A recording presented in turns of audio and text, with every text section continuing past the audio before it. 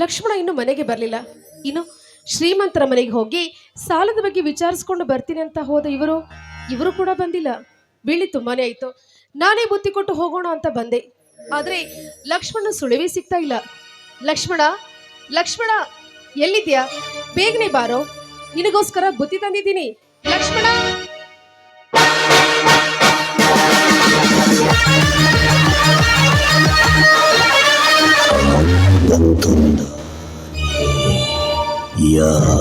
ಯಾವೂರಾನೆ ಬಿಜಾಪುರದಾನೆ ಇಲ್ಲಿ ಯಾಕೆ ಬಂತು?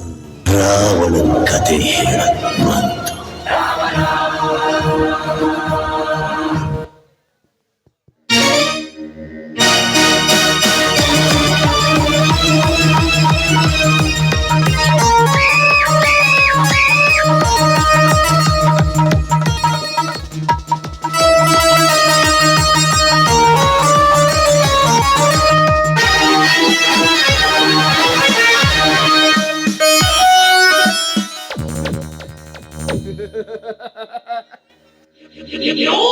ಬಾರೇ ನನ್ನ ಮುದ್ದಿನ ಅರಗಿಣಿ.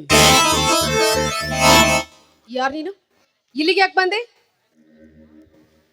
ನಾನು ಯಾರು ಅಂತ ಕೇಳುವ ನನ್ನ ಚಕೋರು ಪಕ್ಷಿ. ನಾನು ಈ ಸುತ್ತು ಹಳ್ಳಿಗೆ ಹಮ್ಮೀರ ಶಿವರಾಜ್ ಕುಮಾರ್. ನೀನು ಯಾವ ಹಳ್ಳಿಗೆ ಹಮ್ಮೀರನಾದ್ರೆ ನನಗೇನು? ಇಲ್ಲಿಗೆ ಯಾಕೆ ಬಂದೆ ಅಷ್ಟು ಹೇಳು. ನಿನ್ನ ನೋಡಲಕ್ಕೆ, ನಿನ್ನ ಜೊತೆ ಬೆರೆಯಲಕ್ಕೆ, ನಿನ್ನ ಜೊತೆ ಮಾತನಾಡಲಕ್ಕೆ. ಸುಮ್ಮನೆ ಬಾಯಿ ಮುಚ್ಕೊಂಡು ಹೊರಟು ಹೋಗೋ ಇಲ್ಲಿಂದ. ಇಲ್ಲವಾದ್ರೆ ಪರಿಣಾಮ ನೆಟ್ಟಗಿರೋದಿಲ್ಲ. ನಾನು ಇಲ್ಲಿಂದ ಸುಮ್ಮನೆ ಹೊರಟು ಹೋಗಲು ಬಂದಿಲ್ಲ. ಸುಂದರವಾದ ಈ ನಿನ್ನ ದೇಹದ ರುಚಿ ಹೀರಲು ಬಂದಿರುವೆ. ರುಚಿ ಹೀರಲು ಬಂದಿರೋ ಕಪಿ, ಒಂಟಿ ಹೆಣ್ಣನ ಕಂಡು ಈ ರೀತಿ ಮಾತನಾಡೋದಕ್ಕೆ ನಾಚಿಕೆ ಆಗೋದಿಲ್ವೇ ನಿನಗೆ? ನಾಚಿಕೆ ಪಡುವ ವಿಷಯ ಇದರಲ್ಲೇನಿದೆ? ನೀನೊಂದು ಹೆಣ್ಣು, ನಾನೊಂದು ಗಂಡು. ಬಾರೇ ಅರಿಗಿಣಿ, ಬಂದು ಸುಖ ಹೊಂದುವ. ನಾನೊಂದು ಮದುವೆಯಾದ ಹೆಣ್ಣು ಅನ್ನೋದನ್ನ ಮರಿಬೇಡ. ಗೊತ್ತು, ನೀ ಯಾರು ಅಂತ ನನಗೆ ಚೆನ್ನಾಗಿ ಗೊತ್ತು. ನೀನು ಇಲ್ಲಿಗೇಕೆ ಬಂದೆ ಎಂಬುದು ನನಗೆ ಚೆನ್ನಾಗಿ ಗೊತ್ತು. ಸುಮ್ಮನೆ ಸಮಯ ಹಾಳು ಮಾಡದೆ ನನ್ನ ಒಳಗು. ಥತ್ ನೀಚ, ಹೇಸಿಗೆ ತುಂಬಿದ ನಾಲಿಗೆಯಿಂದ ಬಾಯಿ ಬಂದ ಹಾಗೆ ಬೊಗಳ್ತಾ ಇದೆಯಲ್ಲ, ನಾಚಿಕೆ ಆಗೋದಿಲ್ವೇ ನಿನಗೆ? ಸುಮ್ಮನೆ ಕಾಲ್ ತೆಗೆ ಇಲ್ಲಿಂದ. ಇಲ್ಲಿಂದ ಕಾಲ್ ತೆಗೆಯುವೆ ಚಿನ್ನ. ಅದು ಹಾಗೆ ಇಲ್ಲ. ನಿನ್ನಿಂದ ಸುಖಪಟ್ಟಾಗ ಮಾತ್ರ. ಅದು ಎಂದಿಗೂ ಸಾಧ್ಯವಿಲ್ಲ. ಹೆಣ್ಣು ಒಲಿದರೆ ನಾರಿ, ಮುನಿದರೆ ಮಾರಿ. ಹಾಗೇನಾದರೂ ನೀನು ಮಾರಿ ಆದರೆ ನಿನ್ನನ್ನು ಈ ಲೋಕದಿಂದಲೇ ಪ್ರಯಾಣ ಮಾಡಿಸಿಬಿಡುವೆ. ಸುಮ್ಮನೆ ನನ್ನ ಮಾತಿಗೆ ಒಲಿದು ಬಂದರೆ ನನ್ನ ಪ್ರೇಮ ಮಂಚದಲ್ಲಿಟ್ಟು ಹಾಯಾಗಿ ಉಯ್ಯಾಲಿ ಆಡಿಸುವೆ. ನಾಚಿಕೆಲದ ನರಾಧಮ, ಕಂಡ ಕಂಡ ಹೆಣ್ಣುಗಳಿಗೆ ಈ ರೀತಿ ಕರಿತಾ ಇದೆಯಲ್ಲ, ನಿನಗೆ ಯಾರೋ ಅಕ್ಕ ತಂಗಿರಿಲ್ವೇನೋ? ಅಲ್ಲಿ ಹೋಗಿ ತೀರಿಸಿಕೋ ನಿನ್ನ ಕಾಮದ ಆಸೆಯನ್ನ. ಅದೆಲ್ಲ ಬಾಯಿ ಬಂದ ಹಾಗೆ ಬೊಗಳಿದ್ಯಾ ಆದ್ರೆ ನಿನ್ನ ರಕ್ತದ ಮಡುವಿನಲ್ಲಿ ಕೆಡಬೇಕಾಗತ್ತೆ. ಎಚ್ಚರ, ಎಚ್ಚರ.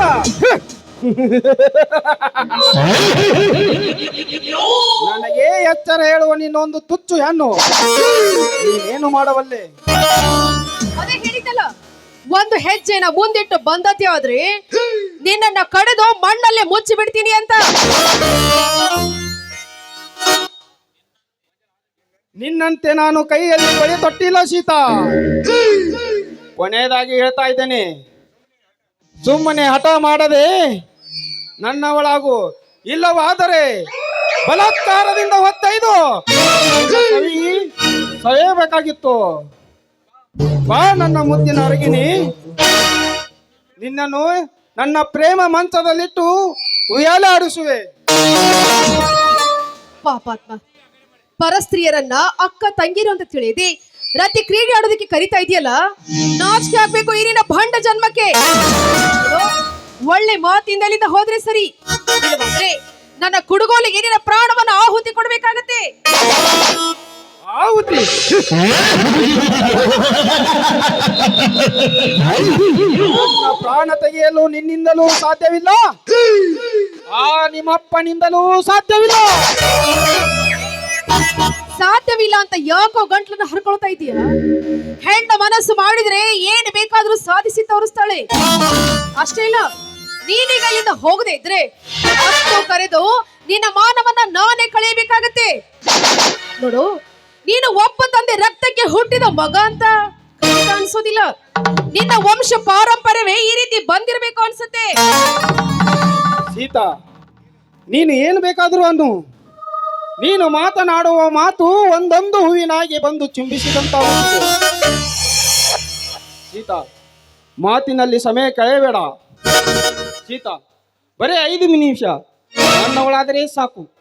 ನಿನ್ನನ್ನು ಬಂಗಾರದ ಪಲ್ಲಕ್ಕಿಯಲ್ಲಿ ಕೂಡಿಸಿ ನನ್ನ ಮನೆ ದೇವತೆಯಂತೆ ನಾನು ಸಾಯುವವರೆಗೆ ಪೂಜಿಸುವೆ. ಹೌದೇ? ಸರಿ ಮಿಸ್ಟರ್ ಶಿವರಾಜ್, ನಿನ್ನಲ್ಲಿ ನಾನು ಕೂಡ ಒಂದು ಮಾತು ಹೇಳ್ತೀನಿ. ನೋಡು, ನಿನ್ನ ಮನೆಯಲ್ಲಿ ನಿನಗೋ ಅಕ್ಕ ತಂಗಿರಿದ್ದಾರೆ ತಾನೆ? ಅವರಿಗೆ ಹೋಗಿ ಹೇಳು, 5 ನಿಮಿಷ ನನ್ನ ಗಂಡನ ಪಕ್ಕದಲ್ಲಿ ಬಂದು ಮಲಗು ಅಂತ.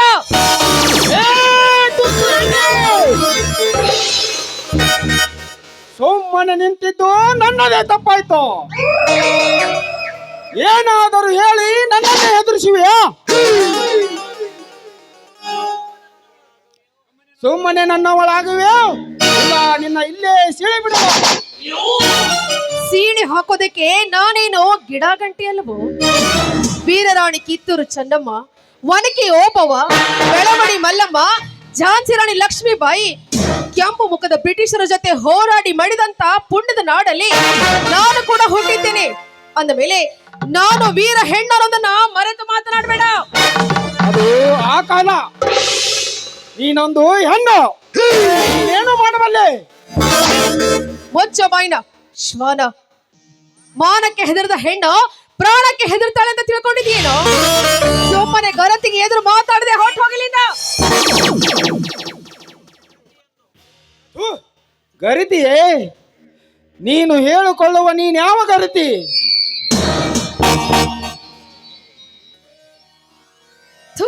ಹೇಸಿಗೆ ತಿನ್ನೋ ಹಂದಿಯ ಕುಲದವನೇ, ಎಷ್ಟು ಹೇಳಿದ್ರು ನಿನ್ನ ಜನ್ಮಕ್ಕೆ ನಾಚಿಕೆ ಇಲ್ಲ. ಇದೇ ರೀತಿ ಒಂದು ಹೆಣ್ಣನ್ನ ಕೆಣಕಿದ್ದೆ ಆದ್ರೆ ನಿನ್ನಂಥವನ ರುಂಡವನ್ನ ಚಂಡಾಡೋದಕ್ಕೆ ರಣಚಂಡಿ ನಾನಾಗ್ಬೇಕಾಗತ್ತೆ. ಅವಶ್ಯ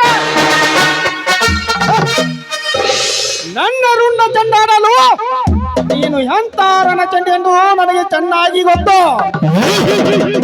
ಸುಮ್ಮನೆ ಸಮಯ ಹಾಳು ಮಾಡದೆ ಈ ಮನ್ಮಥನ ಕೈ ತೊಳೆದಲ್ಲಿ ಬಂದು ಒಂದಾಗು. ನಿನ್ನ ಜನ್ಮಕ್ಕಿಷ್ಟು ಬೆಂಕಿ ಹಾಕ. ಸೀತಾ, ನೀನು ಏನ್ ಬೇಕಾದ್ರೂ ಅನ್ನೋ, ಇನ್ನ ಮೇಲೆ ಸಮಯ ಹಾಳು ಮಾಡಲಾರೆ. ಇನ್ನು ನಾನು ನಿನ್ನ ಅಂಗದ ಸುಖ ಅನುಭವಿಸದೆ ಹೋದರೆ ನಾನು ನಮ್ಮಪ್ಪನ ಮಗನೇ ಅಲ್ಲ.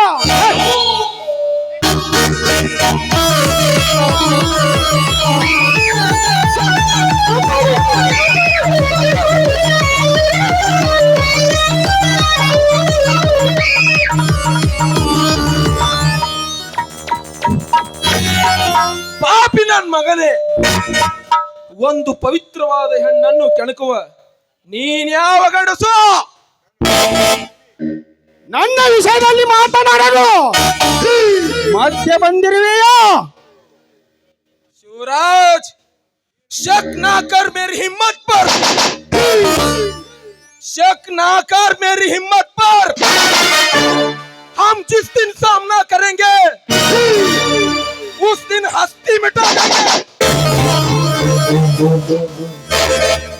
ನಾನು ಪವಿತ್ರ ಮಾತೆಯ ಮಗ. ನಿಮ್ಮಂತ ಸೊಕ್ಕಿನ ಕಾಮಾಂಧರ ಸೊಕ್ಕನ್ನು ಮುರಿಯಲು ಸಿದ್ಧನಾಗಿ ಬಂದಿರುವ ನಿನ್ನ ಪಾಲಿನ ಯಮರಾಜ. ಸುಮ್ಮನೆ ನನ್ನ ತಂಟೆಗೆ ಬರದೆ ಇಲ್ಲಿಂದ ಹೊರಟು ಹೋಗು.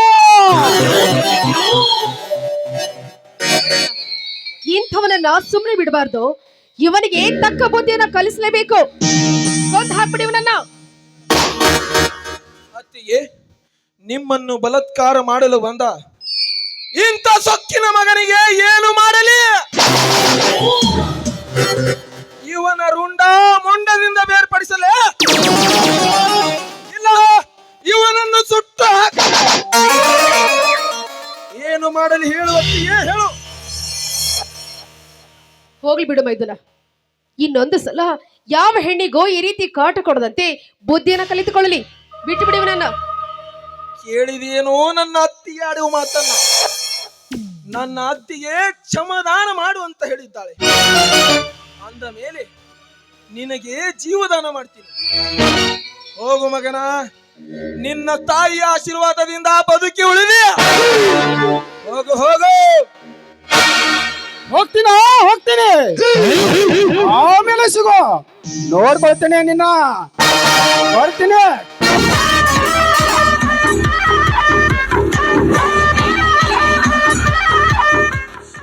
ಅತ್ತಿಗೆ, ನೀನೇಕೆ ಇಂಥ ಸಮಯದಲ್ಲಿ ಬಂದೆ?